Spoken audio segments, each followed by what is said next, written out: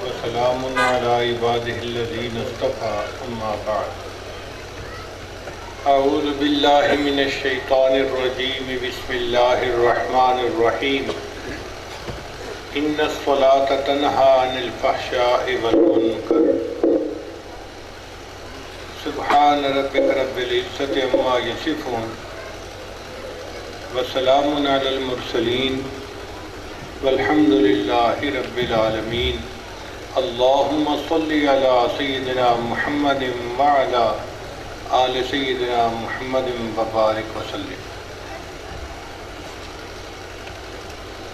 جو بھی انسان کلمہ پڑھ کر مسلمان ہوتا ہے اس کے اوپر کچھ عبادات لازم ہو جاتی ہیں۔ چنانچہ دین اسلام کی بنیاد 5 ستونوں پر ہے۔ 5 چیزیں ہیں جو دین اسلام کے ستون ہیں۔ ان میں سے ایک ہے ایمان لانا، دوسرا ہے نماز پڑھنا، تیسرا ہے زکوٰۃ دینا، چوتھا ہے روزہ رکھنا، اور 5واں ہے اگر امیر آدمی ہو، صاحب استطاعت ہو تو اس کا حج کرنا زندگی میں 1 مرتبہ۔ ان تمام عبادات میں جو اللہ تعالیٰ کی طرف سے حکم آیا وہ نبی علیہ السلام کو دنیا میں آیا۔ لیکن نماز ایسی عبادت ہے کہ جس کا حکم اللہ رب العزت نے اپنے حبیب صلی اللہ علیہ وسلم کو اپنے پاس معراج پر بلا کر عطا فرمایا۔ اس کی مثال یوں سمجھیں کہ افسر اپنے ماتحت کو حکم دیتا ہے تو کبھی چپڑاسی کے ہاتھ پیغام دے دیتا ہے، کبھی خود فون کر دیتا ہے، اور کبھی اس کو اپنے پاس دفتر میں بلا لیتا ہے۔ جب افسر کسی کو اپنے پاس بلا کے بذات خود بات کہے تو اس بات کی اہمیت بہت زیادہ ہوتی ہے۔ اللہ رب العزت نے نماز فرض فرمانے کے لیے اپنے محبوب صلی اللہ علیہ وسلم کو اپنے پاس عرشوں پر بلایا، اور یہ ہمارے آقا صلی اللہ علیہ وسلم کا اعزاز ہے۔ دنیا میں روحانی معراج تو بہت انبیاء کو حاصل ہوئے، لیکن جسمانی معراج کسی کو حاصل نہیں ہوا سوائے ہمارے آقا حضرت محمد مصطفیٰ احمد مجتبیٰ صلی اللہ علیہ وسلم۔ اس لیے جس نے بھی دنیا میں کلمے کی تلقین کی وہ غیبی دعوت تھی۔ آدم علیہ السلام نے کی، ابراہیم علیہ السلام نے کی، حضرت موسیٰ علیہ السلام نے کی، حضرت عیسیٰ علیہ السلام، جس نبی علیہ السلام نے بھی کلمے کی دعوت دی وہ غیبی دعوت تھی، یعنی بن دیکھے انہوں نے گواہی دی۔ کسی نے آنکھوں سے اللہ کو دنیا میں نہیں دیکھا تھا۔ وہ ہستی جس نے اپنی مبارک آنکھوں سے اللہ کا دیدار کیا اور پھر اللہ کی طرف دعوت دی، یہ صرف اللہ کے محبوب صلی اللہ علیہ وسلم کی ہستی ہے۔ تو اس لیے نماز کو اللہ نے آسمانوں پہ عرشوں پہ بلا کر فرض فرمایا۔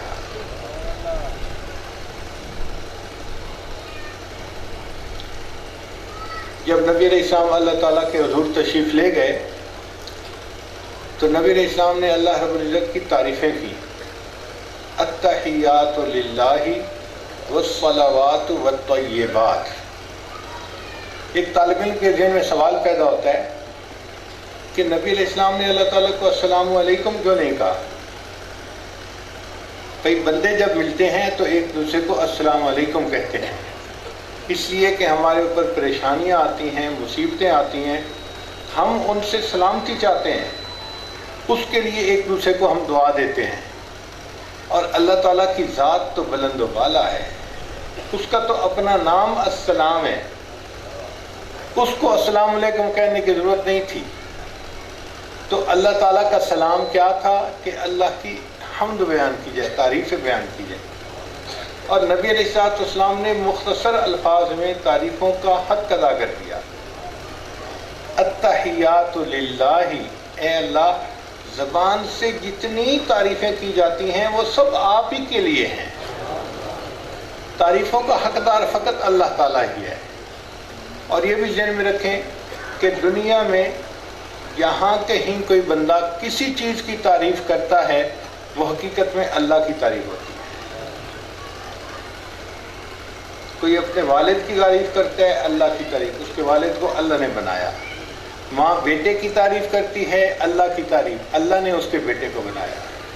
ہم دنیا کی کسی چیز کی تعریف کرتے ہیں تو در حقیقت ہم کس کی تعریف کر رہے ہوتے ہیں؟ تو تعریفوں کا حقدار فقط اللہ رب العزت ہے، اور ہر تعریف جو ہوتی ہے وہ حقیقت میں اللہ ہی کی تعریف ہوتی ہے۔ اس لیے اللہ تعالیٰ نے اپنے قرآن مجید کو الحمد کے لفظ سے شروع فرمایا، اس لیے کہ تمام تعریفوں کا حقدار کون ہے؟ اور یہ بھی ذہن میں رکھیں کہ ہم جتنی اللہ کی تعریفیں کرتے ہیں ہم اللہ کی تعریفوں کا حق ادا نہیں کر سکتے۔ ہم پورا زور لگا لیں، ایڑی چوٹی کا زور لگا لیں، ہم اللہ تعالیٰ کی تعریفوں کا حق ادا نہیں کر سکتے۔ ہم کس کھیت کی گاجر مولی ہیں؟ اللہ کے محبوب صلی اللہ علیہ وسلم نے فرما دیا، اللہم لا احصی ثناء علیک انت کما اثنیت علی نفسک۔ اے اللہ، میں آپ کی تعریفوں کا احاطہ نہیں کر سکتا، آپ ایسے ہیں جیسے آپ نے اپنی تعریفیں خود بیان فرمائی ہیں۔ اور اللہ نے اپنی تعریفیں خوب بیان فرمائی ہیں قرآن مجید میں۔ اس لیے قیامت کے دن نبی علیہ الصلوۃ والسلام کا نام ہوگا احمد، وہ ہستی کہ جس نے اللہ کی اتنی تعریفیں کی ہوں کہ اس سے زیادہ تعریفیں کوئی دنیا میں نہ کر سکا۔ اور نبی علیہ السلام کے ہاتھ میں جو جھنڈا ہوگا اس کا نام ہوگا لواء الحمد، اور نبی علیہ السلام کی امت کا نام قیامت کے دن ہوگا حمادون، اللہ کی تعریفیں کرنے والے۔ اور نبی علیہ السلام کو جنت میں جو محل عطا ہوگا اس کا نام ہوگا بیت الحمد، اس مکان کا نام بیت الحمد ہوگا۔ اور جنت میں جو جنتیوں کا ذکر ہوگا وہ ہوگا الحمدللہ رب العالمین۔ اور جو فرشتے ہیں عرش کو اٹھانے والے ان کا بھی ذکر ہے وقیل الحمدللہ رب العالمین، تو اللہ کی حمد ہی بیان ہوگی۔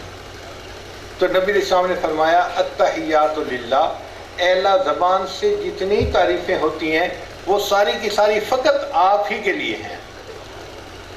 والصلوات، اور اے اللہ بدن سے جو عبادتیں ہوتی ہیں وہ عبادتیں بھی فقط آپ ہی کی ذات کے لیے ہیں۔ والطیبات، اور اے اللہ جو مالی عبادتیں ہیں وہ عبادتیں بھی فقط آپ ہی کے لیے ہیں۔ تو زبانی تعریفیں بھی آپ کے لیے، جانی عبادتیں بھی آپ کے لیے، اور مالی عبادتیں بھی اللہ آپ کے لیے ہیں۔ اب اللہ تعالیٰ کے لیے یہ کتنی عظیم حمد ہے جو نبی علیہ السلام نے بیان فرمائی۔ تو جب نبی علیہ السلام نے اس طرح سے اللہ تعالیٰ کو سلام کیا تو اللہ تعالیٰ نے اس کے جواب میں فرمایا السلام علیک ایھا النبی، اے میرے نبی علیہ الصلوۃ والسلام آپ کے اوپر سلامتی ہو،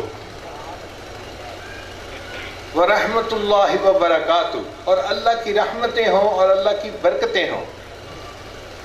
جب اللہ تعالیٰ نے سلامتی کا حکم فرما دیا تو ایک روایت میں آتا ہے کہ فرشتوں نے کہا، ایک روایت میں آتا ہے کہ خود نبی علیہ السلام نے اس کے جواب میں کہا السلام علینا وعلی عباد اللہ الصالحین، ہم پر بھی سلامتی ہو اور جو نیک بندے ہیں ان پر بھی سلامتی ہو۔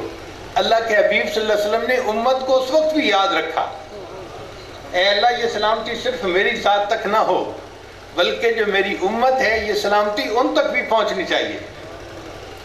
تو ہمارے آقا صلی اللہ علیہ وسلم ہم پر کتنے شفیق اور مہربان تھے، انہوں نے معراج کی گفتگو میں بھی امت کو یاد رکھا۔ اب یہ جو ہم کلامی تھی محب اور محبوب میں، خالق اور مخلوق میں، اللہ میں اور اس کے رسول صلی اللہ علیہ وسلم میں، اس کو نماز کا حصہ بنا دیا گیا۔ چنانچہ ہم اتحیات میں یہی الفاظ پڑھتے ہیں التحیات للہ والصلوات والطیبات، السلام علیک ایھا النبی ورحمۃ اللہ وبرکاتہ، السلام علینا وعلی عباد اللہ الصالحین۔ اللہ رب العزت نے 50 نمازیں فرض فرمائیں اور نبی علیہ السلام اس تحفے کے اوپر بہت خوش، اور آپ خوشی خوشی واپس تشریف لے آئے۔ جب نیچے کے آسمانوں پر آئے تو وہاں پر حضرت موسیٰ علیہ السلام سے ملاقات ہوئی۔ اب یہ نقطہ سمجھنے کا ہے کہ حضرت آدم علیہ السلام سے ملاقات کیوں نہ ہوئی، حضرت ابراہیم علیہ السلام سے ملاقات کیوں نہ ہوئی، حضرت موسیٰ علیہ السلام سے ملاقات کیوں ہوئی پھر؟ حالانکہ سب کی ملاقات تو بیت المقدس میں ہوئی تھی کہ نبی علیہ السلام نے وہاں نماز کی امامت فرمائی تھی، تو سب تو چلے وہیں سے تھے۔ اللہ کے حبیب صلی اللہ علیہ وسلم سدرۃ المنتہا تک پہنچے اور باقی انبیاء اور جگہوں پر، اور موسیٰ علیہ السلام راستے میں انتظار میں بیٹھ گئے۔ بھئی حق تو بنتا تھا، آدم علیہ السلام تو ابو البشر تھے، ساری بشریت کے والد۔ ابراہیم علیہ السلام ابو الانبیاء تھے، ہزاروں انبیاء ان کی نسل میں پیدا ہوئے۔ یہ بزرگ شخصیتوں میں سے کوئی نہیں بیٹھا، حضرت موسیٰ علیہ السلام بیٹھے ہوئے تھے۔ علماء نے اس کا جواب لکھا ہے کہ اس دنیا میں اللہ نے حضرت موسیٰ علیہ السلام سے ہم کلامی فرمائی، وَكَلَّمَ اللَّهُ مُوسَىٰ تَكْلِيمًا۔ تو موسیٰ علیہ السلام کو اللہ تعالیٰ نے کوہ طور کے اوپر ہم کلامی کا شرف عطا فرمایا۔ اب جب ہم کلامی ہوئی تو موسیٰ علیہ السلام کے دل میں تمنا پیدا ہوئی کہ جس پروردگار سے میں ہم کلامی کرتا ہوں، میں دیکھوں تو صحیح کہ وہ پروردگار کتنا خوبصورت ہے۔ تمنا کی، رب ارنی انظر الیک، اے اللہ میں آپ کو دیکھنا چاہتا ہوں۔ جواب فرمایا، اے میرے پیارے موسیٰ علیہ السلام، لن ترانی، تو مجھے دیکھ نہیں سکتا۔ کیوں نہیں دیکھ سکتا؟ کہ دنیا کے اندر اتنی استعداد ہی نہیں ہے کہ دنیا میری تجلی کو برداشت کر سکے۔ ہاں میں اتنا کرتا ہوں کہ ہزاروں پردوں میں سے تجلی ایک کوہ طور پہاڑ کے اوپر ڈالتا ہوں، اور تو ذرا دیکھنا کہ ہوتا کیا ہے۔ فلما تجلی ربہ، جب اللہ تعالیٰ نے اس پہاڑ کے اوپر 70,000 پردوں میں سے تجلی ڈالی، جعلہ دکا، وہ پہاڑ ریزہ ریزہ ہو گیا، جل کے ریزہ ریزہ ہو گیا۔ وخر موسیٰ صاعقا، اور موسیٰ علیہ السلام بے ہوش ہو گئے۔ اے میرے پیارے موسیٰ علیہ السلام، جب پہاڑ میری تجلی برداشت نہیں کر سکتا، جب ہزاروں پردوں میں سے تجلی ڈالی گئی، آپ اس کو دیکھ کے بے ہوش ہو گئے، تو آپ مجھے کیسے دیکھ سکتے ہیں؟ تو حضرت موسیٰ علیہ السلام کو پتا تھا کہ دنیا میں کوئی نہیں دیکھ سکتا، مگر ان کو آج پتا چلا کہ اللہ نے اپنے محبوب صلی اللہ علیہ وسلم کو آسمانوں پر عرش پہ بلایا ہے اپنی تجلی دکھانے کے لیے، اپنا دیدار کروانے کے لیے۔ تو حضرت موسیٰ علیہ السلام کے دل میں یہ خیال آیا، میں تو اپنے اللہ کو دنیا میں نہیں دیکھ سکا، ہاں جس ہستی کو اللہ نے وہ مقام دیا، وہ اللہ کا دیدار کرنے عرشوں پر جا رہی ہے، میں اس کے راستے میں جا کر بیٹھ جاتا ہوں۔ جب محبوب کا دیدار کر کے واپس آئیں گے، میں ان کا دیدار سب سے پہلے کروں گا۔ اس لیے موسیٰ علیہ السلام انتظار میں تھے۔ جب ملاقات ہوئی تو موسیٰ علیہ السلام نے پوچھا، اے اللہ کے حبیب صلی اللہ علیہ وسلم، اللہ نے آپ کو کوئی تحفہ دیا؟ نبی علیہ السلام نے خوشی خوشی بتایا، اللہ نے 50 نمازیں میری امت پہ فرض فرمائیں۔ ادب سے عرض کیا، اے اللہ کے حبیب صلی اللہ علیہ وسلم، میری امت پر صرف چند نمازیں فرض تھیں، اور ان کے لیے اس کو بھی ادا کرنا مشکل تھا۔ یہ 50 نمازیں تو زیادہ ہیں، آپ اللہ کی بارگاہ میں عرض کیجئے کہ 50 نمازوں کو کم کر دیا جائے۔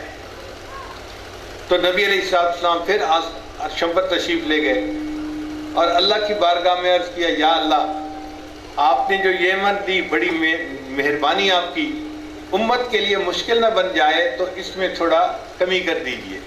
اللہ نے 5 نمازیں کم کر دی، 45 ہو گئیں۔ پھر موسیٰ علیہ السلام نے کہا جی کہ یہ بھی زیادہ ہیں۔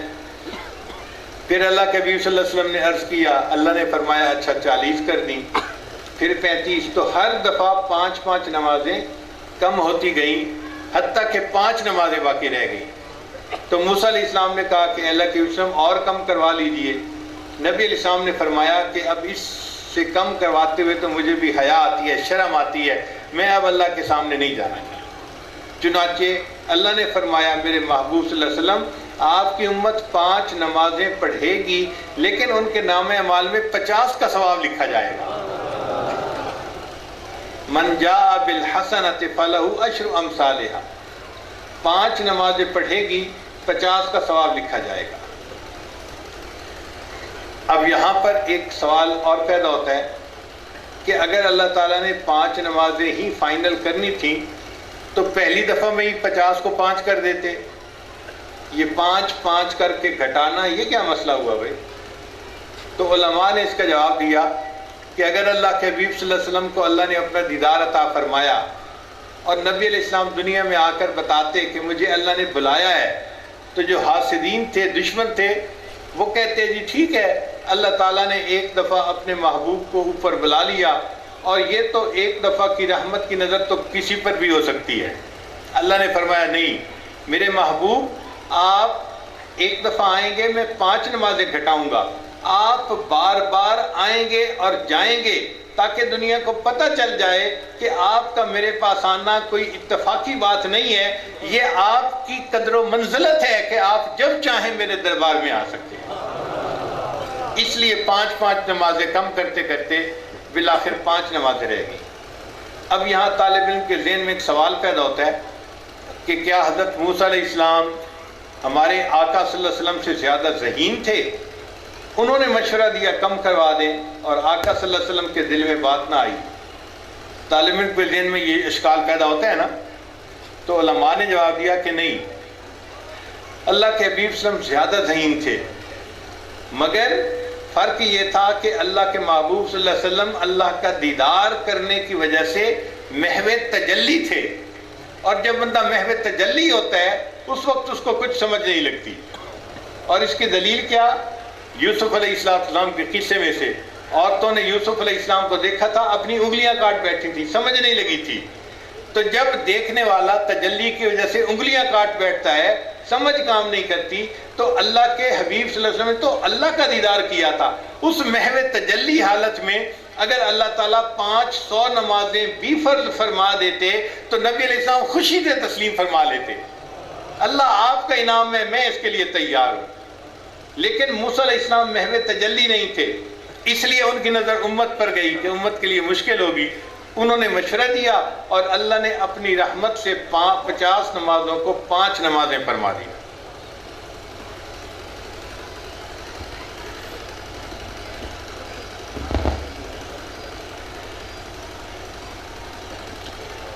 جب بچہ دنیا میں پیدا ہوتا ہے تو پہلے دن اس بچے کو نماز کی فرضیت کے بارے میں بتا دیا جاتا ہے۔ وہ کیسے؟ ایک کان میں اذان اور دوسرے کان میں اقامت۔ تو اذان اور اقامت کے ذریعے اس بچے کو 3 پیغام دیے جاتے ہیں۔ کتنے پیغام دیے جاتے ہیں؟ 3 پیغام۔ پہلا پیغام، اے بچے، تیرا پیدا کرنے والا پروردگار اللہ ہے، تو نے اللہ کا بندہ بن کے زندگی گزارنی ہے، توحید پر کام رہ کے زندگی گزارنی ہے۔ اس بچے کو اپنے مالک کا تعارف کروا دیا جاتا ہے۔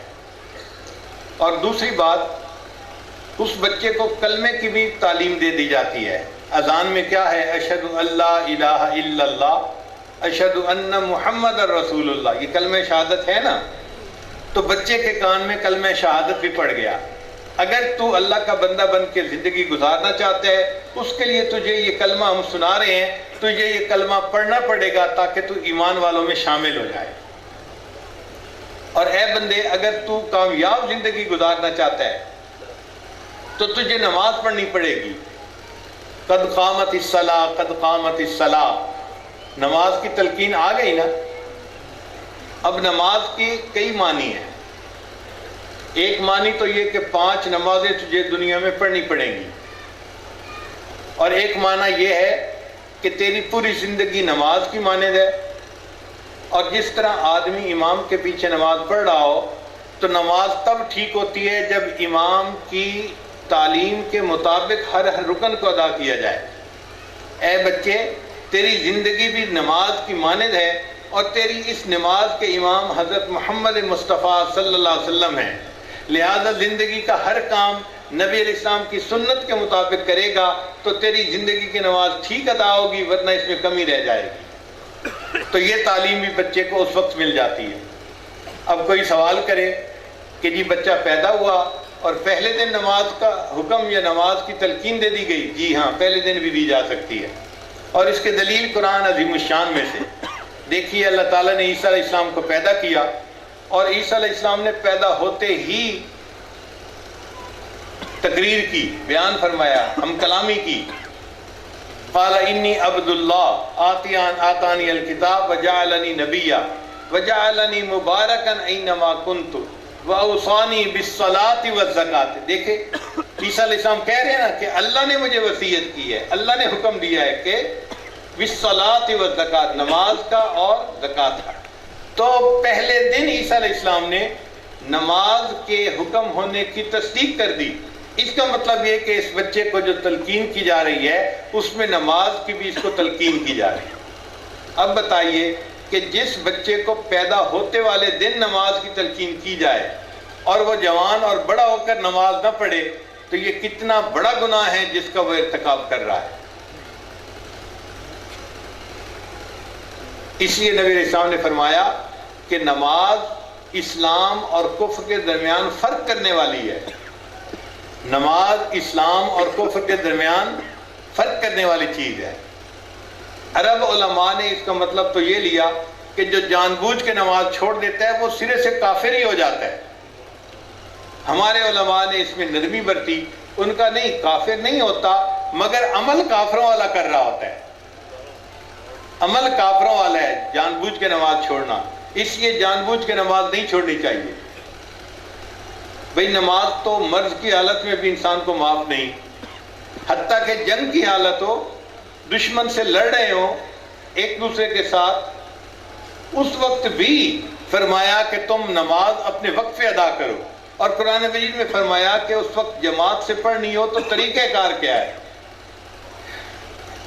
آ گیا عین لڑائی میں اگر وقت نماز، قبلہ رو ہو کے کھڑی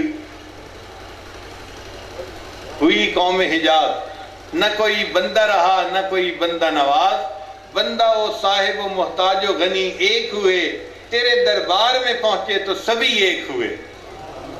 تو عین اس وقت بھی نماز پڑھنے کا حکم ہے۔ اس لیے ہمارے کام کی مصروفیتیں، دفتر کی مصروفیتیں، کاروبار کی مصروفیتیں، گاہکوں کا زیادہ ہونا یہ کوئی عذر نہیں ہے کہ بندہ کہ میں نماز نہیں پڑھ سکتا۔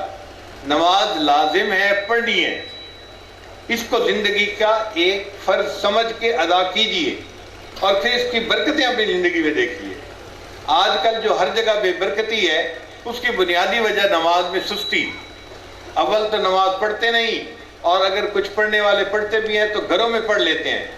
نبی علیہ السلام نے فرمایا میرا دل چاہتا ہے کہ کسی کو کہوں اذان دے، اور پھر وہ لوگ جو گھروں میں نماز پڑھ لیتے ہیں میں ان کے گھروں میں جا کے آگ لگا دوں۔ اب نبی علیہ السلام کا یہ فرمانا جو رحمت للعالمین ہے کہ میرا دل چاہتا ہے میں ان کے گھروں میں آگ لگا دوں جو گھر پہ نماز پڑھ لیتے ہیں، اس کا مطلب یہ کہ مرد کے لیے مسجد میں آ کے باجماعت نماز پڑھنا لازم ہے۔ اور نماز قضا کرنا تو بہت بڑا گناہ ہے۔ آپ غور کیجئے، نبی علیہ السلام طائف تشریف لے گئے، ان لوگوں نے کتنی تکلیف پہنچائی، مگر اللہ کے حبیب نے بد دعا نہیں فرمائی۔ ان کافروں کے لیے بھی کہا اللہم اہد قومی فإنہم لا یعلمون، اللہ میری قوم کو ہدایت دے اس لیے کہ یہ مجھے جانتے نہیں ہیں۔ پھر غزوہ احد میں کفار نے نبی علیہ السلام کے دندان مبارک شہید کر دیے تھے۔ محبوب صلی اللہ علیہ وسلم کے دانت مبارک جو تھے وہ ٹوٹ گئے تھے، شہید ہو گئے تھے۔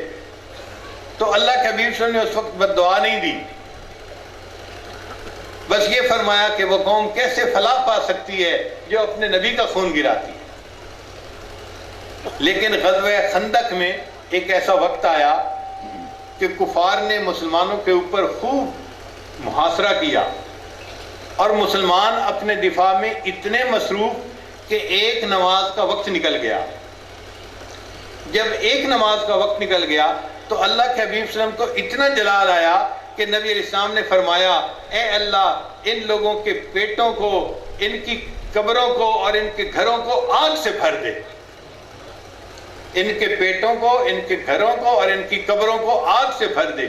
محبوب صلی اللہ علیہ وسلم نے ایسی بد دعا کبھی کسی کو نہیں دی جو ان کافروں کو دی. کس لیے دی؟ انہوں نے نماز چھڑوا دی، قضا کروا دی. تو نماز کا چھوٹ جانا یا قضا ہو جانا یہ بہت بڑا گناہ ہے. اس لیے دلوں میں ارادے کر لیجئے کہ آج کے بعد ہم 5 وقت کی نماز باقاعدگی کے ساتھ مسجد میں تکبیر اولیٰ کے ساتھ ادا کریں گے. اللہ تعالی ہمیں اس پر استقامت عطا فرمائے.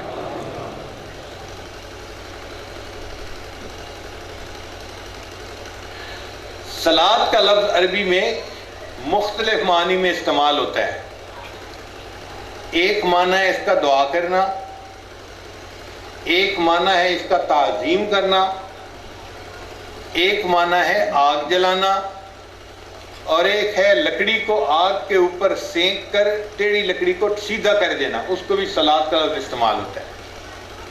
اب دستور یہ ہے کہ ایک لفظ کے اندر جتنے بھی معنی ہوں وہ سب معنی موجود ہونے چاہیے. آپ غور کریں، نماز کے اندر یہ ساری صفات موجود ہیں. دعا کرنا، نماز کے اندر دعا مستقل موجود ہے.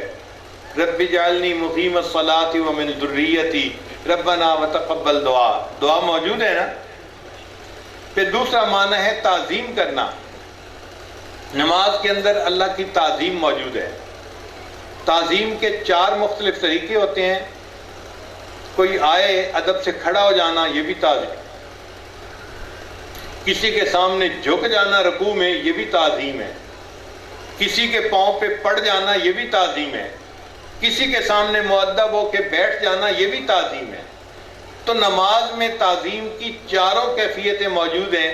قیام، رکوع، سجدہ اور التحیات، یہ 4 اللہ کی تعظیم کی صورتیں ہیں جو اللہ نے نماز میں ارکان بنا دیے.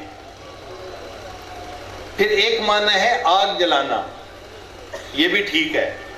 اس لیے کہ جو بندہ نماز پڑھتا ہے، نماز اس بندے کے دل میں اللہ رب العزت کی محبت کی آگ جلا دیتی ہے. لہذا نماز عشق کی آگ بھڑکانے کا ذریعہ بھی ہے. اور ایک معنی ہے آگ سے سینک کر کسی چیز کو، ٹیڑھی چیز کو سیدھا کرنا. تو نماز برے آدمی کے اخلاق کو ٹھیک کر دیتی ہے. ان الصلاۃ تنہا عن الفحشاء والمنکر، لہذا نماز کے اندر یہ صفت بھی موجود ہے. اب کہیں جی کہ ہم تو نماز بھی پڑھتے ہیں، اخلاق بھی ٹھیک نہیں ہوتے. بھئی ہم نماز نہیں پڑھتے، ہم ٹکرے مار رہے ہوتے ہیں، اس لیے اثر نظر نہیں آتا. اگر نماز پڑھتے تو ہمارے اخلاق ٹھیک ہو چکے ہوتے.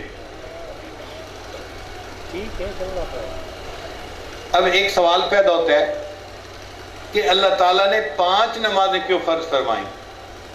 4 ہوتی، 2 ہوتی، 10 ہوتی، 5 کی آخر کیا خوبی تھی؟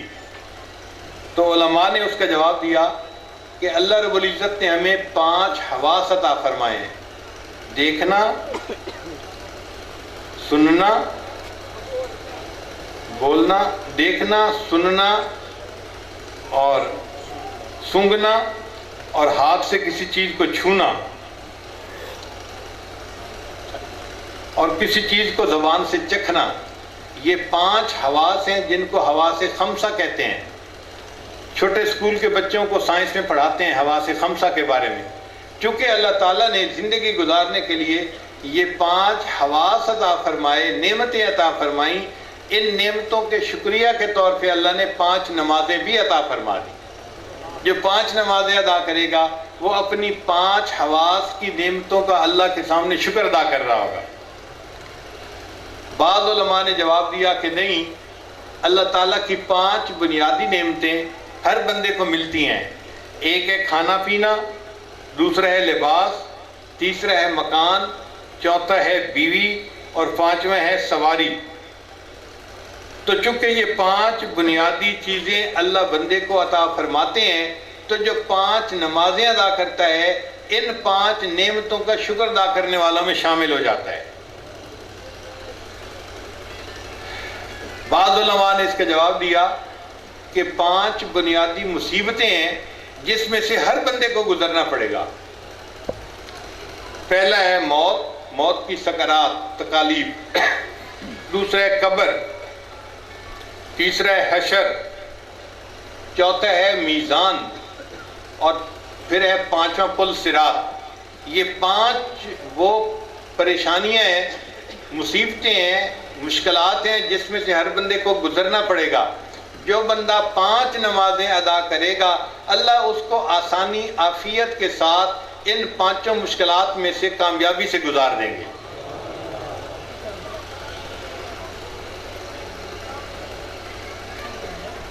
اب ایک سوال ذہن میں اور پیدا ہوتا ہے کہ اللہ نے فجر کے وقت نماز کیوں فرض فرمائی؟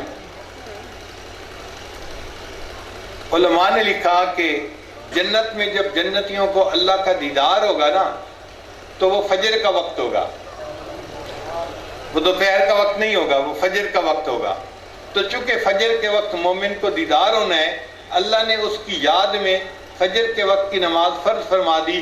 تم اس وقت میں میری فرض نماز ادا کرو، اس کے بدلے میں تمہیں جنت میں اپنا دیدار عطا فرماؤں گا۔ اور ویسے بھی اللہ نے فرمایا میرے بندو تم سو کے آرام کر کے جب اٹھتے ہو تازہ دم ہوتے ہو، اپنے دن کی ابتدا اپنے رب کی عبادت کے ساتھ کرو تاکہ اللہ کے عبادت گزار بندوں میں شامل ہو جاؤ۔ حضرت آدم علیہ السلام جب دنیا میں اتارے گئے تھے تو بہت غمزدہ تھے۔ آدم علیہ السلام کو اللہ نے الگ افریقہ کے ملک میں اتارا تھا اور اماں حوا کو سری لنکا کے ملک میں اتارا تھا۔ علماء نے کتابوں میں لکھا ہے دونوں دنیا میں جدا جدا تھے۔ آپ غور کریں، اگر کہیں پر ایک مربع زمین ہو اور 2 بندے اکیلے ہونا تو اس جگہ پر وہ گھبراتے ہیں، اکیلے بندے۔ اور یہ تو پوری دنیا میں صرف 2 انسان تھے، ایک آدم علیہ السلام اور ایک ان کی بیوی اماں حوا۔ اب سوچیں ان کا دل کتنا گھبراتا ہوگا اور ایک دوسرے سے ملاقات کے لیے کتنا اداس ہوتے ہوں گے۔ تو آدم علیہ السلام اللہ تعالیٰ کے سامنے خوب روتے تھے کہ اے اللہ میرے اس بھول کو معاف کر دے اور ہمیں جدا نہ کر، ہمیں پھر ملا دے۔ اور دونوں ایک دوسرے کی تلاش میں نکل پڑے۔ آدم علیہ السلام افریقہ سے چلے اور بالآخر میدان عرفات میں پہنچے، اور اماں حوا سری لنکا سے چلی اور وہ بھی میدان عرفات میں پہنچی۔ اس پہ ایک چھوٹی سی پہاڑی ہے جس کا نام ہے جبل رحمت۔ ایک طرف سے اس جبل رحمت کے اوپر آدم علیہ السلام چڑھے اور دوسری طرف سے اماں حوا چڑھی، اور اس کی چوٹی کے اوپر ان دونوں کی ملاقات ہو گئی۔ اس لیے اس کا نام میدان رحمت رکھا گیا اور اس کو جبل رحمت کہا گیا۔ اور اللہ نے فرمایا اے میرے پیارے آدم علیہ السلام، میں نے آپ کی توبہ کو اس جگہ پر قبول کیا، اب آپ کی اولاد میں سے جو بندہ حج کے ارادے پر آئے گا اور عرفات کے دن جبل رحمت کے اوپر پہنچے گا، میں آپ کی اولاد میں سے ہر بندے کی توبہ کو بھی قبول فرما لوں گا۔ بعض علماء نے کہا کہ حضرت یوسف علیہ السلام کو ان کے بھائیوں نے اندھے کنویں میں پھینک دیا تھا اور چلے گئے تھے۔ اب جب چلے گئے تو ایک تو کنویں کی وحشت، کنویں کے اندر بند ہیں، اور دوسرا رات آ گئی تو اندھیرا ہو گیا۔ تو حضرت یوسف علیہ السلام بہت زیادہ گھبراہٹ کا شکار تھے، اکیلا پن ہے، پھر کنویں کے اندر بند ہیں اور اوپر سے اندھیرا آ گیا۔ تو حضرت یوسف علیہ السلام سمجھے کہ شاید اب یہ اندھیرا نہیں ختم ہوگا اور میری زندگی شاید اسی طرح بند اندھیرے میں گزر جائے گی۔ اب اس پریشانی میں جب رات گزری تو تھوڑی روشنی ہونی شروع ہوئی، جس کو کہتے ہیں نا صبح صادق کا وقت۔ اس وقت اندھیرا کم ہو جاتا ہے، تھوڑی روشنی ہونی شروع ہو جاتی ہے۔ جب روشنی ہونی شروع ہوئی تو حضرت یوسف علیہ السلام نے دعا مانگی، اے اللہ مجھے بھی اس کرب میں سے نجات عطا فرما دے اور ہر کرب والے بندے کے کرب کو دور فرما دے۔ اللہ تعالیٰ نے یوسف علیہ السلام کی دعا کو قبول فرمایا۔ آپ غور کریں کہ دنیا میں جو بندہ بھی پریشان ہوتا ہے نا، تہجد کے وقت میں اس کی پریشانی کم ہو جاتی ہے۔ گھر میں کسی کی موت آ جائے سب رو رہے ہوتے ہیں، لیکن جب تہجد کا وقت آتا ہے تو کوئی سو رہا ہوتا ہے، کوئی آرام سے بیٹھا ہوتا ہے، ایسے لگتا ہے کہ جیسے سب کے غم کو اللہ تعالیٰ نے کم کر دیا۔ بیمار آدمی کی بیماری سارا دن بڑھی ہوئی ہوتی ہے، تہجد کے وقت میں ڈاکٹر لوگ کہتے ہیں نہیں جی اب اس کے پیرامیٹر کافی سٹیبل ہو گئے ہیں، اب حالت بہتر ہے۔ اللہ بیماروں کی بیماری کو بھی اس وقت میں بہتر کر دیتے ہیں، پریشان بندوں کی پریشانیوں کو بھی دور کر دیتے ہیں۔ یہ حضرت یوسف علیہ السلام کی دعا تھی، اللہ نے ان کے حق میں بھی قبول فرما لی اور باقی انسانیت کے حق میں بھی قبول فرما لی۔ تو اللہ نے فرمایا کہ میرے یوسف علیہ السلام نے شکرانے کے طور پر فجر کے وقت میں 2 رکعت ادا کیے تھے، اے میرے بندو تم بھی انہی کی اتباع میں فجر کے وقت 2 رکعت شکرانے کے ادا کرو، لہذا اللہ نے فجر کی نماز کو اس لیے فرض فرما دیا۔ دوسرا سوال ذہن میں آتا ہے کہ اللہ نے پھر ظہر کی نماز کو فرض کیوں فرمایا؟ بھئی اس لیے کہ ظہر کا وقت گرمی کا وقت ہوتا ہے۔ اللہ نے فرمایا میرے بندو تم ظہر کی گرمی کے وقت میں نماز ادا کرو گے، میں اس کے بدلے تمہیں جہنم کی گرمی سے نجات عطا فرما دوں گا۔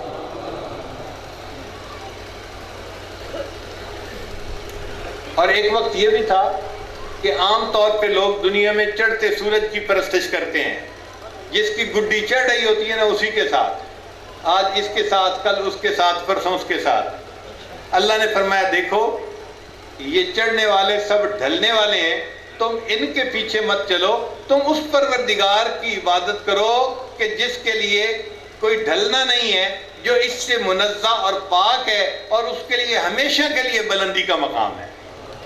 اس لیے سورج چڑھا تو آتش پرستوں نے اس کی عبادت کی، جب سورج جوبن پر آیا اس وقت انہوں نے عبادت کی، جب ڈھلنے لگا تو ایمان والوں نے اس وقت عادت کی ہم سورج کی پرستش نہیں کرتے، اس سورج کو پیدا کرنے والے پروردگار کی پرستش کرتے ہیں۔ اس لیے اللہ نے ظہر کی نماز کو فرض فرما دی۔ پھر عصر کی نماز کیوں فرض ہوئی؟ علماء نے لکھا کہ عصر کے وقت آدم علیہ السلام نے جنت میں گندم کا دانہ کھایا تھا اور بھول ہو گئی تھی، تو اللہ نے فرمایا کہ میرے بندو تم اس وقت میری عبادت کرو، میں اس کے بدلے تمہاری زندگی کی ہر بھول کو معاف کر دوں گا۔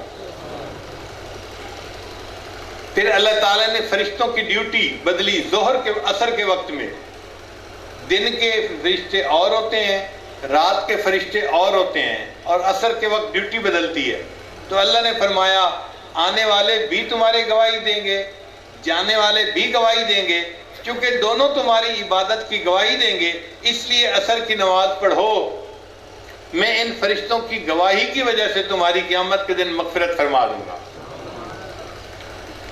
بعض علماء نے کہا کہ انسان کو جب قبر میں دفن کیا جائے گا اور منکر نکیر آئیں گے سوال پوچھنے کے لیے، تو وہ عصر کا وقت ہوگا، تو جو لوگ عصر کی نماز پابندی سے پڑھنے والے ہوں گے ان کو کوئی گھبراہٹ نہیں ہوگی، وہ قبر میں منکر نکیر کے سوال کا جواب آسانی کے ساتھ دے دیں گے، اللہ ان کو کامیاب فرما دیں گے۔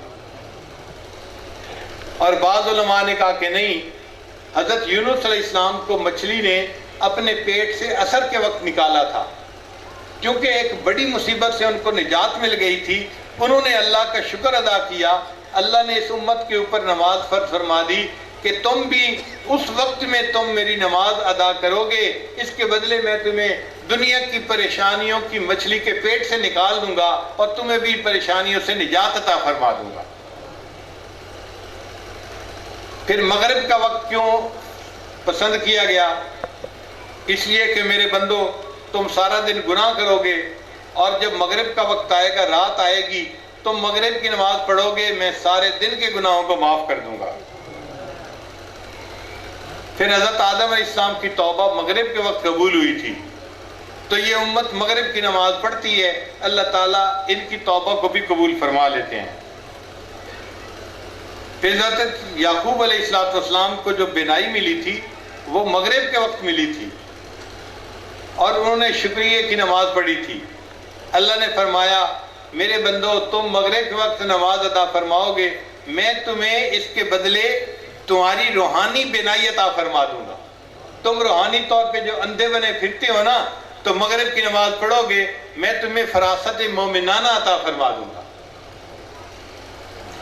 پھر عشاء کا وقت کیوں فرض ہوا؟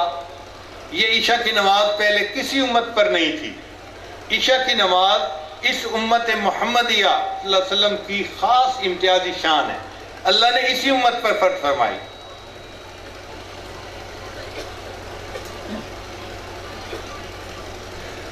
اور بعض علماء نے کہا کہ اس کی بنیادی وجہ یہ تھی کہ اللہ نے اپنے حبیب صلی اللہ علیہ وسلم کو جو معراج عطا فرمایا تھا وہ عشاء کے وقت میں عطا ہوا تھا۔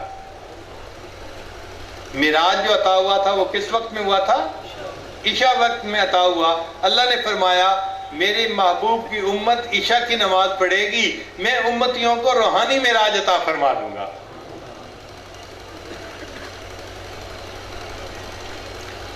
اب ایک سوال ذہن میں اور پیدا ہوتا ہے کہ نماز کی رکعتیں 2 ہوتی ہیں یا 3 ہوتی ہیں یا 4 ہوتی ہیں؟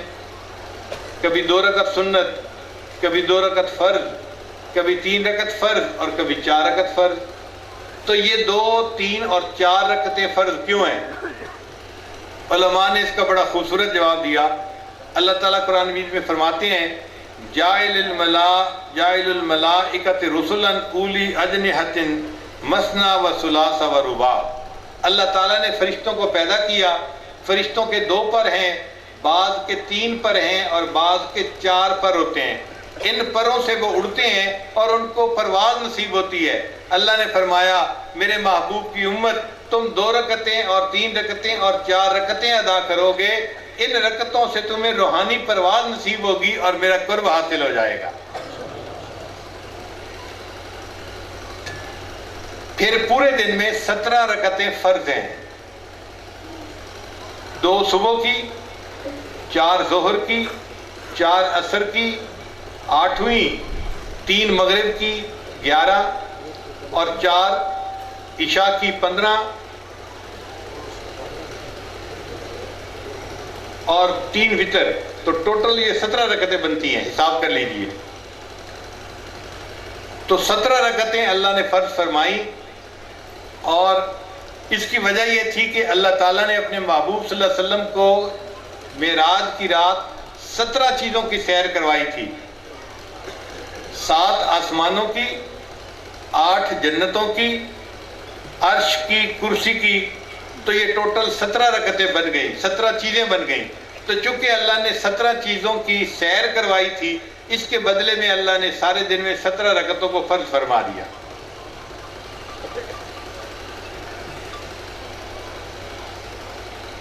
پھر نماز میں اللہ تعالیٰ نے قبلہ اول جس کو کہتے ہیں بیت المقدس، اس کو بدل کے نبی علیہ السلام کے لیے بیت اللہ کی طرف رخ کرنے کا حکم فرمایا۔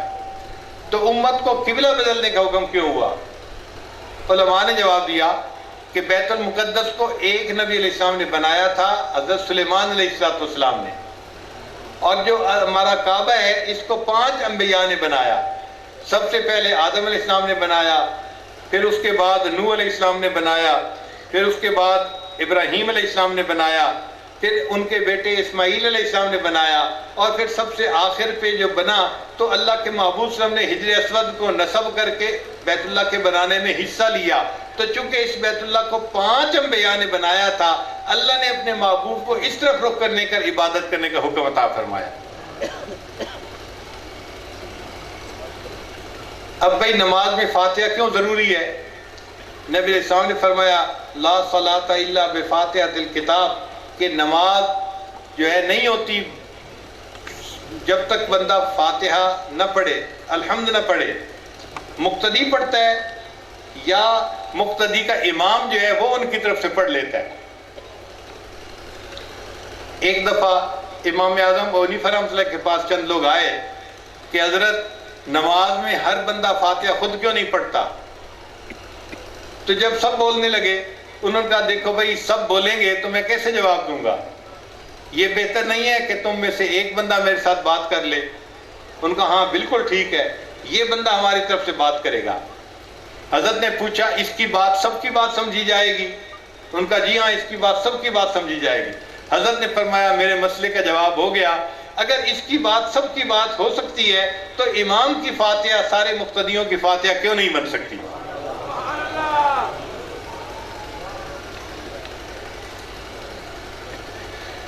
سورہ فاتحہ ایک درخواست ہے اللہ کے حضور، اور اس کا جو مضمون ہے نا وہ بڑا انمول ہے۔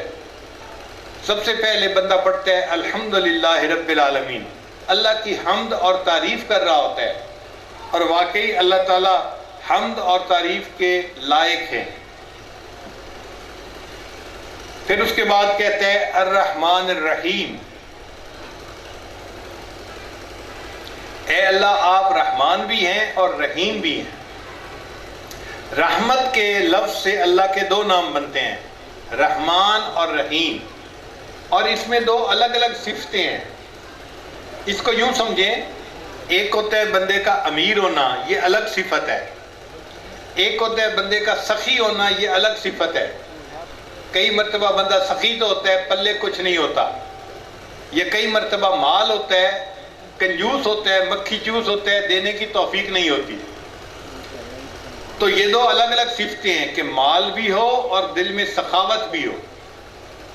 تو رحمان اور رحیم کا یہی معنی، اے اللہ آپ کی رحمت کے خزانے بھی بے انتہا ہیں، اور آپ کی رحمت اپنے اور پرائے ہر ایک کے اوپر خرچ بھی بے انداز ہو رہی ہے۔ دنیا میں اگر کافر زندگی گزارتا ہے تو اس کو کون نعمتیں دیتا ہے؟ آج تو ہم اپنے مخالف کے منہ کے نوالا بھی چھیننے کو تیار ہوتے ہیں۔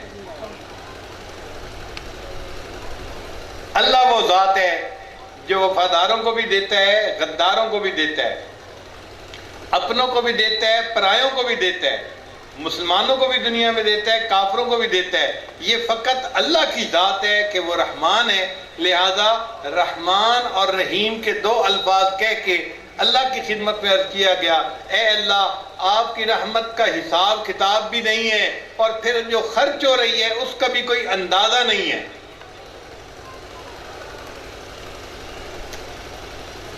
پھر تیسری بات کی گئی، مالک یوم الدین، اے اللہ آپ قیامت کے دن کے مالک ہیں۔ اس میں کیا معنی تھا؟ دیکھو بھائی، ایک ہوتا ہے قیامت کے دن کا منصف، جج، وہ بھی بڑی شان ہوتی ہے کہ منصف نے فیصلہ کرنا ہوتا ہے، مگر وہ قانون کا پابند ہوتا ہے۔ جج کئی مرتبہ کہتے ہیں اپنے ساتھیوں کو، میں اس بندے کی فیور کرنا چاہتا تھا لیکن قانون کا پابند ہوں، میرے ہاتھ بندھے ہوئے ہیں، میں کر کچھ نہیں سکتا۔ تو وہ قانون کا پابند ہوتا ہے۔ اللہ تعالیٰ قیامت کے دن کے صرف منصف ہی نہیں ہے، قیامت کے دن کے مالک ہیں، اور جو مالک ہوتا ہے اس کے پاس فل اختیار ہوتا ہے۔ وہ اگر کسی مجرم کو بلا وجہ، بغیر کسی وجہ کے آزاد کرنا چاہے، معاف کرنا چاہے، تو اس کے پاس اختیار ہوتا ہے۔ تو بندہ کہتے ہیں، اے اللہ آپ قیامت کے دن کے مالک ہیں، آپ اگر اس دن کسی کو معاف کرنا چاہیں گے، آپ کو کوئی نہیں پوچھ سکتا، بغیر کسی وجہ کے بھی بندے کو معاف کر سکتے ہیں۔ پھر اس کے بعد کہا، اے اللہ ایاک نعبد، ہم آپ ہی کی عبادت کرتے ہیں، وایاک نستعین، اور آپ ہی سے مدد مانگتے ہیں۔ جب عبادت آپ کی کرتے ہیں تو مدد بھی آپ ہی سے ہم مانگتے ہیں۔ اور جب مدد مانگنے کا تذکرہ کیا تو پھر اللہ سے مدد مانگی، اے اللہ ہم آپ سے کیا مدد مانگتے ہیں؟ اہدنا الصراط المستقیم، اللہ ہمیں سیدھے رستے کی رہنمائی فرما دیجئے۔ اب سیدھے رستے کی رہنمائی اللہ نے فرما دی، کون سی ہے؟ کہ صراط الذین انعمت علیہم۔ دیکھیں ایک آسان جواب یہ بھی تھا، اچھا میرے بندو صراط القرآن والحدیث پر عمل کر لینا، تم سیدھے رستے پہ چل پڑو گے۔ اللہ نے یہ نہیں کہا، اللہ نے فرمایا صراط الذین انعمت علیہم، راستہ ان بندوں کا جن کے اوپر تیرا انعام ہوا، جو تیرے انعام یافتہ بندے تھے۔ اس کا مطلب یہ کہ انعام یافتہ بندوں کی اقتداء کرنا یہ سیدھا راستہ ہوتا ہے۔ ہم الحمدللہ اپنی زندگی میں امام اعظم حنیفہ رحمۃ اللہ علیہ اور ان کے آگے طریقے پہ چلنے والے جتنے انعام یافتہ اللہ کے بندے گزرے تھے، اس کے طریقے پہ عبادات کرتے ہیں۔ یہ سیدھا راستہ ہے جس پر چل کر ہمیں اللہ کی رضا نصیب ہوتی ہے۔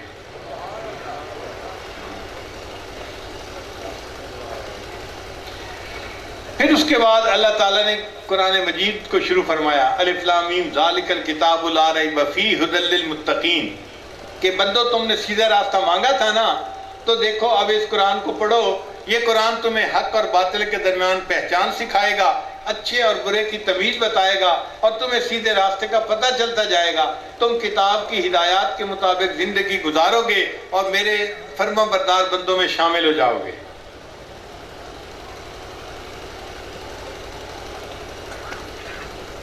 ایک سوال ذہن میں پیدا ہوتا ہے ذرا توجہ کے ساتھ بات سنیے کہ نماز پڑھنے والے بندے سے اللہ اتنا خوش کیوں ہوتے ہیں کہ نماز پڑھنے والے پر رحمتیں برساتے ہیں، برکتیں عطا کرتے ہیں، اس کے کام سنوارتے ہیں، اس کی ذمہ داری لیتے ہیں۔ آخر اتنی مہربانیاں نماز پڑھنے والے پر کیوں ہوتی ہیں؟ ایک بات تو یہ کہ وہ بندہ اللہ کی تعظیم کر رہا ہوتا ہے، اللہ کی تعریف کر رہا ہوتا ہے، اور یہ چیزیں اللہ تعالیٰ کو پسند ہیں کہ بندے میری عبادت کریں اور میری تعریف کریں، اللہ ان سے خوش ہوتے ہیں۔ اور ایک نقطہ اس میں اور بھی ہے، کیوں جی بتائیں یا بس کریں بات کو؟ توجہ کے ساتھ سنیں گے نا۔ ایک نقطہ اس میں یہ ہے کہ جو بندہ نماز ادا کرتا ہے اس کا قیام حرف الف کی مانند ہوتا ہے۔ الف ایسے ہی ہوتی ہے نا سیدھی، تو قیام میں بندے کے بدن کون سی شکل بناتا ہے؟ الف کی۔ اور رکوع میں شکل بناتا ہے ہا کی۔ ہا ایسے ہی ہوتی ہے نا جیسے رکوع بندہ کر رہا ہوتا ہے۔ اور سجدے میں شکل بناتا ہے میم کی، اور اتحیات میں شکل بناتا ہے دال کی۔ دال ایسے ہی ہوتی ہے نا جیسے بندہ اتحیات میں بیٹھا ہوتا ہے۔ تو تمام کو جمع کیا جائے تو احمد کا لفظ بن جاتا ہے۔ یہ نمازی اللہ کی حمد بیان کر رہا تھا، اللہ کی تعظیم کر رہا تھا، مگر اس کا جسم جو حروف بنایا ان حروف سے اللہ کے محبوب کا نام بن گیا۔ اللہ کو اس بندے پر پیار آ گیا، اس بندے نے مجھے میرا محبوب یاد دلا دیا۔ میں نے تو یوں ہی خاک میں پھیری تھی انگلیاں، دیکھا جو غور سے تو تیری تصویر بن گئی۔ مجنون نے انگلیاں پھیری تھیں تو اس کے محبوب کی تصویر بن گئی تھی۔ یہ مومن نماز پڑھتا ہے اور اس کا بدن اس کے محبوب صلی اللہ علیہ وسلم کے نام کا لفظ بنا دیتا ہے، اللہ تعالیٰ کو اس بندے پہ پیار آ جاتا ہے۔ تو مجھے میرے محبوب کی یاد دلا رہا ہے، مجھے تیرا یہ عمل بڑا پسند آ رہا ہے۔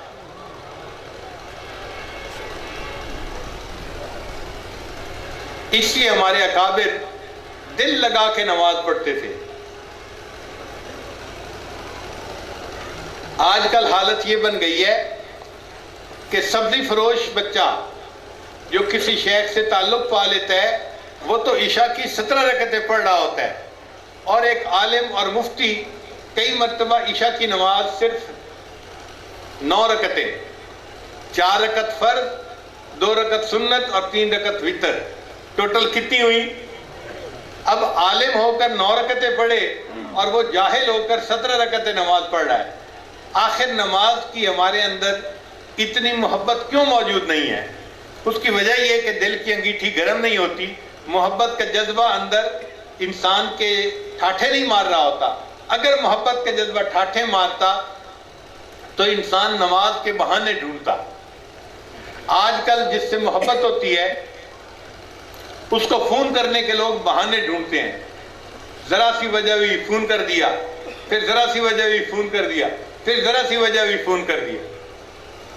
مجھے ایک ملک میں ایک آدمی اپنے گھر لے کے چلا، اس نے کھانا کیا تھا، عجیب، جیسے ہی میں گاڑی میں بیٹھا اس نے فوراً بیوی کو فون کیا، نئی نئی شادی ہوئی تھی، بس حضرت گاڑی میں بیٹھ گئے، میں چل پڑا ہوں۔ میں نے کہا ٹھیک ہے، اطلاع دینی تھی۔ پھر تھوڑی دیر کے بعد ایک موڑ آیا، پھر فون کیا، اب اس موڑ پر پہنچ چکے ہیں۔ پھر تھوڑی دیر کے بعد ایک اور سڑک آئی، اچھا اب ہم اس سڑک پہ پہنچ چکے ہیں۔ اب وہ بہانے سے اس نے اس تھوڑے سے چند منٹ کے سفر میں کوئی 10 مرتبہ اپنی بیوی کو کال ملائی ہوگی، اور میں سمجھ رہا تھا کہ نئی نئی شادی ہے، محبت کا ذرا جذبہ ہے، اس لیے بہانہ دل چاہتا ہے اپنی بیوی سے ہم کلامی کرنے کا۔ تو بھائی اگر دنیا کا محب اپنے محبوب سے ہم کلامی کے بہانے ڈھونڈتا ہے تو جن کو اللہ سے محبت ہوتی ہے وہ بھی اللہ سے ہم کلامی کے بہانے ڈھونڈتے ہیں۔ 5 فرض نمازوں سے ان کے محبت کا جذبہ پورا نہیں ہوتا، وہ نفلوں کو بہانہ بنا لیتے ہیں اللہ سے ہم کلامی کا۔ ابھی تحیۃ الوضو پڑھ لی، ابھی تحیۃ المسجد پڑھ لی، ابھی ہم نے اشراق پڑھی، پھر چاشت پڑھی، پھر اوابین پڑھی، پھر تہجد پڑھی، ابھی ہم نے صلاۃ التسبیح پڑھی ہے، ابھی صلاۃ الحاجت پڑھی ہے، ابھی ہم نے صلاۃ التوبہ پڑھی ہے۔ یہ سب نوافل کی نمازیں بہانے ہیں، اصل میں تو محب اپنے محبوب سے ملاقات چاہتا ہے۔ تو اس لیے اگر ہم بھی اپنے اللہ سے ملاقات چاہتے ہیں تو نوافل کو ادا ضرور کرنا چاہیے۔ اور ایک بات اور ذہن میں رکھیں ہمیں نہیں پتا کس جگہ کا کیا ہوا ہمارا سجدہ ہمارے اللہ کو پسند آ جائے اور اس سجدے کی وجہ سے ہماری بخشش ہو جائے، اس لیے نفل مت چھوڑا کریں، جہاں موقع ملے نفل ضرور پڑھیں، کیا پتا یہی سجدہ میرے اللہ کو پسند آ گیا تو اسی پر میری بخشش ہو جائے گی۔ اور سجدے میں انسان اپنے اللہ کے سب سے زیادہ قریب ہوتا ہے۔ ہم نماز پڑھتے ہیں ثواب کی خاطر، ہمارے اکابر نماز پڑھتے تھے سواد کی خاطر، لذت کی خاطر، لطف آتا تھا نماز پڑھنے میں۔ شیخ عبدالواحد رحمۃ اللہ کے سامنے کسی نے کہا جنت میں نماز نہیں ہوگی تو رونے لگ گئے، آنسو آنے لگے۔ حضرت رو کیوں رہے ہیں؟ بھائی جنت میں نماز نہیں ہوگی تو جنت جانے کا مزہ ہی کیا آئے گا؟ ایک شخص حضرت حاجی امداد اللہ ماجد مکی رحمۃ اللہ کے پاس آیا اور اس نے جنت کے تذکرے شروع کر دیے، جنت کے محلات کے، حور و قصور کے۔ حضرت سنتے رہے۔ جب اس نے بات ختم کی تو حضرت نے فرمایا کہ دیکھو بھائی، اگر قیامت کے دن اللہ نے ہم پر مہربانی کر دی تو میں تو اللہ کی خدمت، میں تو اللہ کی بارگاہ میں درخواست پیش کروں گا، اللہ مجھے اپنے عرش کے نیچے مصلی کی جگہ عطا کر دیجیے۔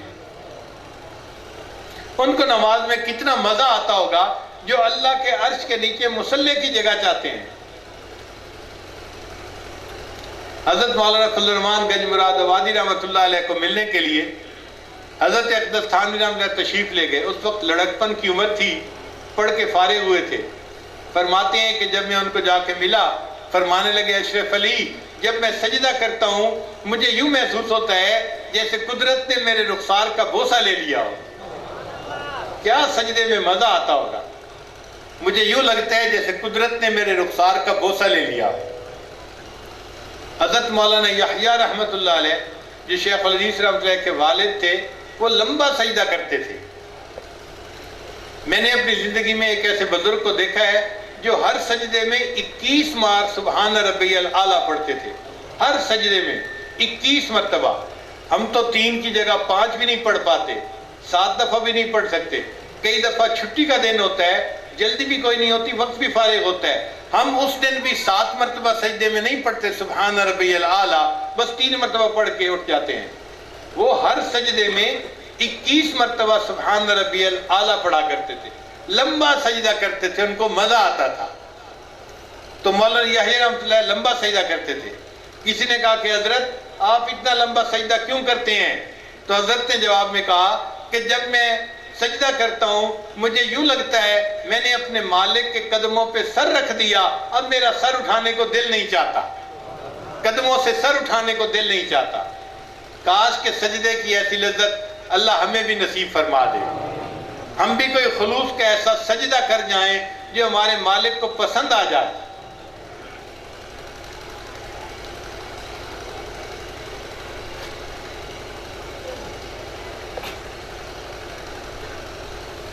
سجدہ جو ہے نا، اس میں انسان اللہ کے سب سے زیادہ قریب ہوتا ہے۔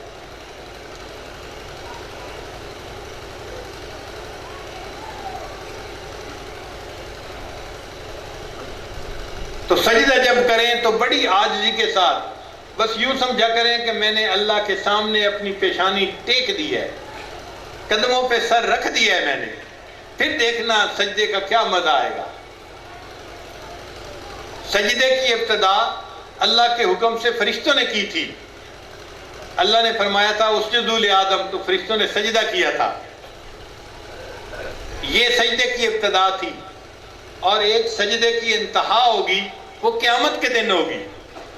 اللہ تعالیٰ ساری مخلوق کو سجدے کا حکم فرمائیں گے، یدعون الی السجود، ان کو سجدے کے لیے بلایا جائے گا، اللہ تجلی فرمائیں گے۔ لیکن جو نمازی ہوں گے، ایمان والے ہوں گے، وہ تو اللہ کے سامنے سجدہ کریں گے، اور جو بے نمازی ہوں گے ان کو سجدے کی توفیق نہیں ہوگی، وہ جھک ہی نہیں سکیں گے، ان کی کمر کی ہڈی سیدھی ہو جائے گی۔ دیکھیں یہی فرق پڑا تھا، اللہ نے پہلی مرتبہ سجدے کا حکم دیا تھا تو فرشتوں نے سجدہ کر لیا تھا، شیطان بدبخت سجدے سے محروم ہو گیا تھا۔ اور قیامت کے دن بھی یہی ہوگا، سجدے کا حکم ہوگا، جو نمازی ہوں گے وہ سجدہ کر لیں گے، جو شیطان کے راستے پہ چلنے والے بے نمازی ہوں گے وہ اس دن بھی سجدے سے محروم ہو جائیں گے۔ یہاں شیطان الگ ہو گیا تھا، وہاں شیطان کی پیروی کرنے والے الگ ہو جائیں گے۔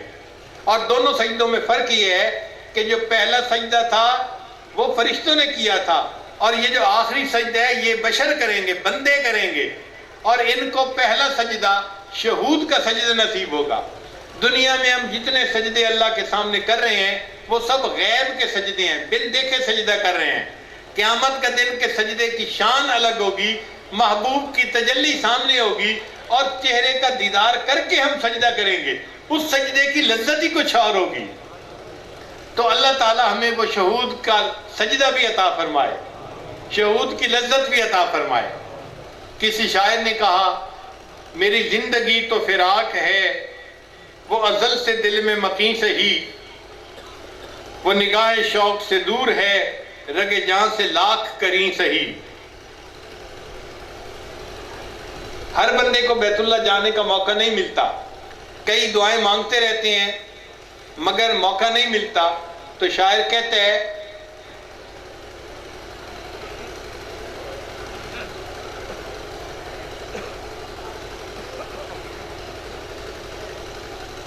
تیرا در تو ہم کو نہ مل سکا، تیرے راہ گزر کی زمین سے ہی، تیرا در تو ہم کو نہ مل سکا، تیرے راہ گزر کی زمین سے ہی، ہمیں سجدہ کرنے سے کام ہے، جو وہاں نہیں تو یہیں سے ہی۔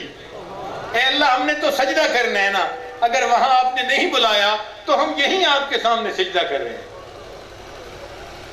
انہیں دیکھنے کی جو لو لگی تو فقیر دیکھ ہی لیں گے ہم۔ جس بندے کو اللہ کے دیدار کا شوق لگ گیا وہ بالآخر دیدار کر کے رہے گا۔ انہیں دیکھنے کی جو لو لگی تو فقیر دیکھ ہی لیں گے ہم، وہ ہزار آنکھ سے دور ہوں، وہ ہزار پردہ نشیں سے ہی۔ اور پھر آخری شعر ہے سر طور ہو سر حشر ہو ہمیں انتظار قبول ہے۔ اللہ آپ نے وعدہ کیا ہے نا کہ میں قیامت کے دن تجلی دکھاؤں گا، آپ طور پہ جانے کا وعدہ کریں یا حشر کے دن کا وعدہ کریں، ہمیں یہ وعدہ منظور ہے۔ آپ عہد تو کریں نا کہ آپ دیدار کروائیں گے۔ سر طور ہو سر حشر ہو ہمیں انتظار قبول ہے، وہ کبھی ملے وہ کہیں ملے، وہ کبھی سے ہی وہ کہیں سے ہی۔ اے اللہ کبھی ملے اور کبھی آپ کو دیکھنے کا موقع ملے، ہم اس وعدے کو کرنے کے لیے تیار ہیں۔ اللہ تعالی ہمیں محبت کے ساتھ اللہ کی بندگی کرنے کی توفیق عطا فرمائے۔ وآخر دعوانا ان الحمد للہ رب العالمین۔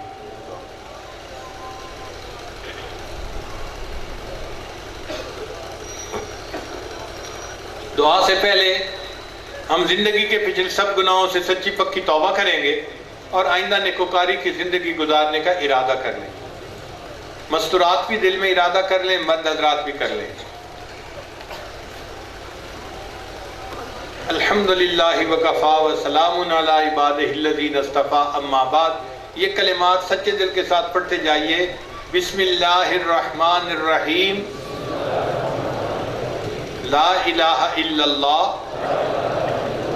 محمد الرسول اللہ، آمنت باللہ وملائکتہ وکتبہ ورسلہ والیوم الآخر والقدر خیرہ وشرہ من اللہ تعالی والبعث بعد الموت، آمنت باللہ کما ہوا باسمائہ وصفاتہ وقبلت جمیع احکامہ اقرار باللسان وتصدیق بالقلب، اشہد ان لا الہ الا اللہ واشہد ان محمدا عبدہ ورسولہ، استغفر اللہ ربی من کل ذنب واتوب الیہ برحمتک یا ارحم الراحمین۔ ان کلمات کو پڑھنے سے ہم تو طائب ہو چکے ہیں، چند معمولات ہیں جن کو باقاعدگی سے کریں گے تو اللہ تعالیٰ دل کو منور فرما دیں گے۔ ان میں پہلا عمل ہے 100 مرتبہ استغفار صبح شام پڑھنا، استغفر اللہ ربی من کل ذنب و اتوب الیہ۔ دوسرا ہے 100 مرتبہ درود شریف صبح شام پڑھنا، اللہم صلی علی سیدنا محمد وعلی آل سیدنا محمد وبارک وسلم۔ تیسرا ہے قرآن مجید کی تلاوت روزانہ کرنا، 1 پارہ ہو تو بہت اچھا، مشکل ہو تو آدھا پارہ صحیح۔ اور چوتھی چیز ہے کہ سارا دن ہاتھ کام کاج میں مصروف ہوں مگر دل اللہ کی یاد میں مصروف ہو، ہتھ کار ول دل یار ول، ہاتھ کام کاج میں مصروف اور دل اللہ کی یاد میں مصروف۔ اور پانچویں چیز ہے مراقبہ۔ مراقبے کا طریقہ بڑا آسان ہے، جب آپ نماز پڑھ کے فارغ ہوں تھوڑی دیر کے لیے آنکھوں کو بند کر کے اللہ کی طرف رجوع کر کے بیٹھ جائیں، اللہ کی رحمت آ رہی ہے، دل میں سما رہی ہے، دل کی ظلمت اور سیاہی دور ہو رہی ہے اور میرا دل اللہ اللہ اللہ بول رہا ہے اور میں سن رہا ہوں۔ زبان سے نہیں پڑھنا، دل پڑھ رہا ہے، میں سن رہا ہوں۔ آپ تھوڑی دیر بیٹھیں گے، انا عند ظن عبدی بی، حدیث مبارک ہے، اللہ فرماتے ہیں میں بندے کے گمان کے مطابق معاملہ کر دیتا ہوں۔ اللہ بندے کو ایک ادراک دے دیتا ہے، دل سے اللہ اللہ کی آواز اس کو محسوس ہونا شروع ہو جاتی ہے، اس کو ذکر قلبی کہتے ہیں۔ یہ 24 گھنٹے آتی رہتی ہے اور بندہ اپنے اللہ کی یاد میں لگا رہتا ہے۔ وہ جن کا عشق صادق ہے وہ کب فریاد کرتے ہیں، وہ جن کا عشق صادق ہے وہ کب فریاد کرتے ہیں، لبوں پہ مہر خاموشی دلوں میں یاد کرتے ہیں۔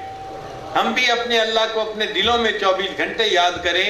یہ ذکر قلبی انسان کے دل کو منور کر دیتا ہے اور اس کو باخدا انسان بنا دیتا ہے۔ بس یہ 5 معمولات ہیں جن کو آپ کریں گے اور پھر اس کی برکت آپ اپنی آنکھوں سے دیکھیں گے۔ ہم ابھی ایکسرسائز کے طور پہ مراقبے کی مشق کر لیتے ہیں۔ جہاں جہاں آپ حضرات بیٹھے ہیں یا کھڑے ہیں، آنکھوں کو بند کر لیجئے، سر کو جھکا لیجئے، دنیا اور جو کچھ دنیا میں ہے اس سے ہٹ کٹ کے اللہ کی یاد میں ڈوب جائیے۔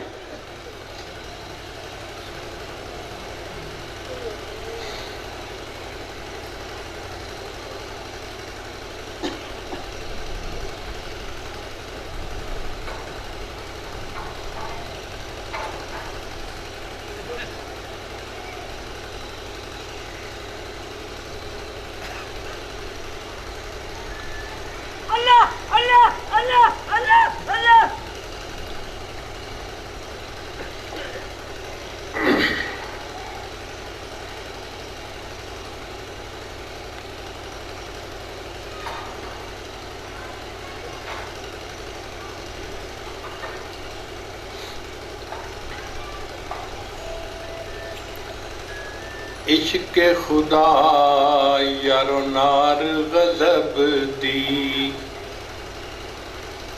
عشق خدا یارو نار غضب دی، تے ویکھو قسمت وچ ونج پئی ہاں تے سڑ بھج گئی ہاں۔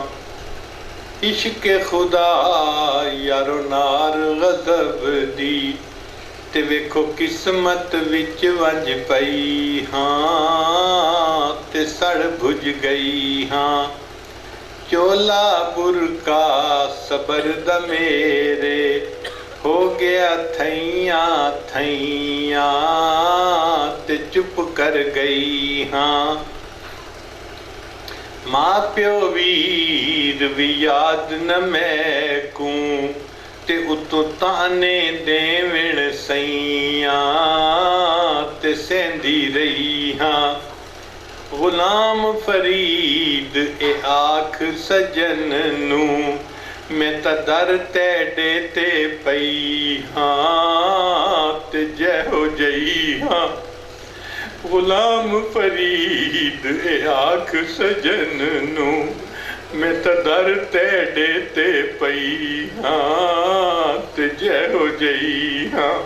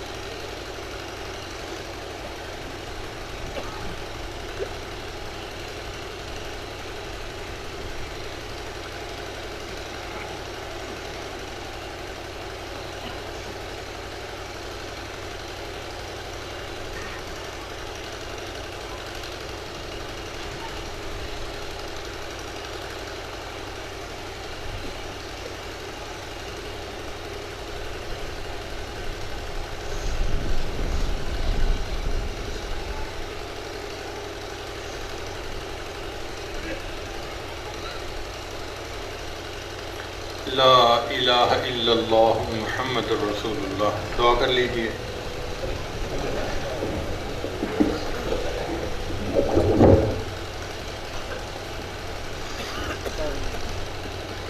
آمین. الحمد للہ رب العالمین والعاقبۃ للمتقین والصلاۃ والسلام علی رسولہ محمد وآلہ واصحابہ اجمعین. اے کریم پروردگار، ہم تیرے عاجز و مسکین بندے ہیں، ہمارے حال پہ رحم فرما، ہمارے گناہوں کو معاف فرما، ہماری خطاؤں کو معاف فرما، ہمارے عیبوں کی پردہ پوشی فرما، ہمیں ذلت و رسوائی سے محفوظ فرما، در در کے دھکے کھانے سے محفوظ فرما، ہماری پریشانیوں کو ختم فرما، ہماری نیک تمناؤں کو پورا فرما. اے کریم پروردگار، ہمارے علم و عمل میں، صحت رزق میں، گھر بار میں، اہل و عیال میں برکت نازل فرما. اللہ قدم قدم پہ اپنی برکت شامل حال فرما. اے کریم پروردگار، ہمیں گناہوں سے پاک صاف زندگی نصیب فرما، معصیت سے خالی زندگی نصیب فرما. اے اللہ، ہم کب تک تجھ سے دور بھٹکتے پھریں گے؟ ہمیں اپنا قرب عطا فرما، اپنی محبت، اپنی معرفت نصیب فرما. اے اللہ، ہم تو ایسا نہ بن سکے کہ تجھے پسند آ جائے، تو اپنی پسند کے مطابق بنا دیجئے. میرے اللہ، دنیا میں جتنے بھی لوگ نیک بنے، کوئی خود تو نیک نہ بن سکا، تو نے ان سب کو نیک بنایا. اللہ، ہمیں بھی نیک بنا دیجئے، ہمیں بھی نیک بنا دیجئے.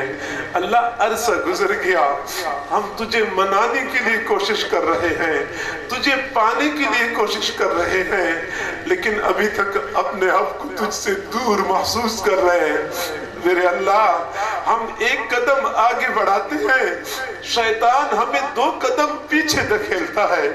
اللہ، اس شیطان ظالم سے ہمارا پیچھا چھڑا دیجئے. اللہ، اس نے ہمیں گمراہ کرنے کی قسمیں کھائی ہیں. اللہ، ہمیں اس کے شر سے مأمون و محفوظ فرما. میرے اللہ، ہم تو ایسا نہ بن سکے کہ تجھے پسند آ جائے، تو اپنی پسند کے مطابق بنا دیجئے. اللہ، اپنی پسند کے مطابق بنا دیجئے. میرے اللہ، گناہ کرتے کرتے ہم مزید تھک چکے ہیں، تنگ آ چکے ہیں، چھٹکارا چاہتے ہیں. اللہ، چھٹکارا عطا فرما دیجئے. گناہوں کی طرف اٹھنے والی نگاہوں کو جھکا دیجئے، متحرک زبانوں کو ساکت کر دیجئے، بڑھنے والے قدموں کو روک لیجئے. اللہ، بڑھنے والے ہاتھوں کو روک لیجئے.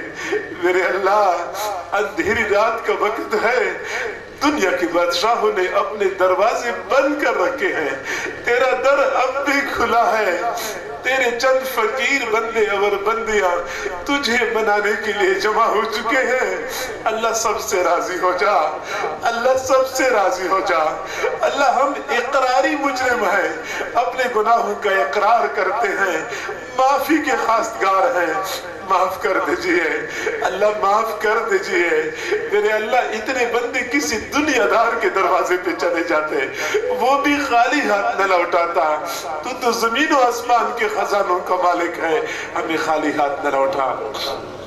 اللہ، ہمیں خالی ہاتھ نہ لوٹا. اے کریم پروردگار، تیری کریمی کا واسطہ. اے رحیم پروردگار، تیری رحیمی کا واسطہ. اے جواد پروردگار، تیرے جود و سخا کا واسطہ. تو سخی ذات ہے، تجھے سخاوت سجتی ہے. سخاوت کا مظاہرہ فرما دیجئے. رحمتوں کے دروازے کھول دیجئے، خالی جھولیاں بھر دیجئے. اٹھے ہوئے ہاتھوں کی لاج رکھ لیجئے. اے کریم اللہ، دنیا میں ہم نے دیکھا ہے، بھیک مانگنے والے جب بڑا دروازہ دیکھتے ہیں تو اونچی صدا لگاتے ہیں.